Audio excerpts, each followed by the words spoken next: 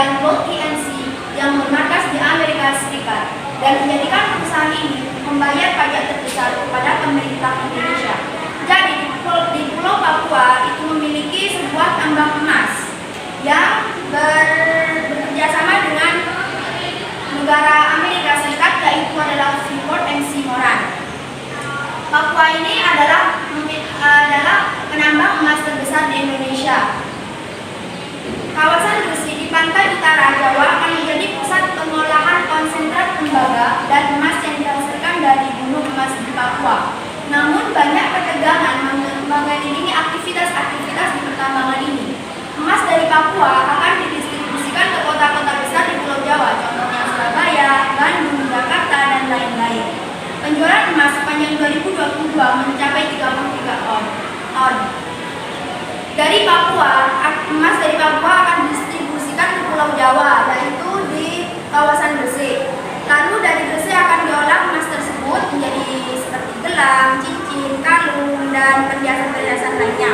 Lalu akan didistribusikan ke kota-kota besar. Di Indonesia akan dijual seperti itu. Apa sih dampak PT dari Freeport?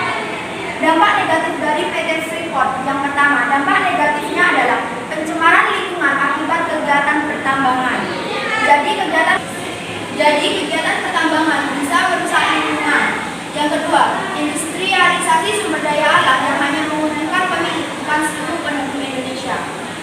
Jadi dari hasil penjualan emas itu akan disetorkan kepada pemilik dari Freeport. Jadi keuntungan itu akan diserahkan kepada pemilik Freeport. Yang ketiga, kelangkaan sumber daya alam akibat terus-menerus diambil. Jadi karena adanya pertambangan emas tersebut, maka emas yang ada di Pulau Papua itu akan semakin menipis karena terus saja diambil. Lalu apa dampak positif dari PT Freeport? PT Freeport memberikan setidaknya 650 beasiswa per tahun kepada warga asli Papua melalui dana kemitraan mereka yang dikelola oleh Lembaga Pengembangan Masyarakat Amune Tamoro. Jadi setiap tahun PT Freeport ini akan memberikan seperti sumbangan kepada warga-warga Papua melalui LPNAK.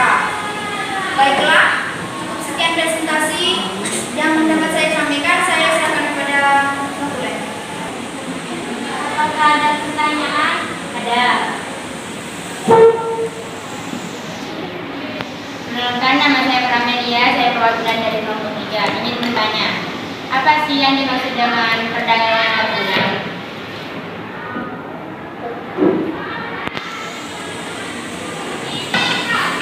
Baik, saya akan menjawab dari kelompok 3.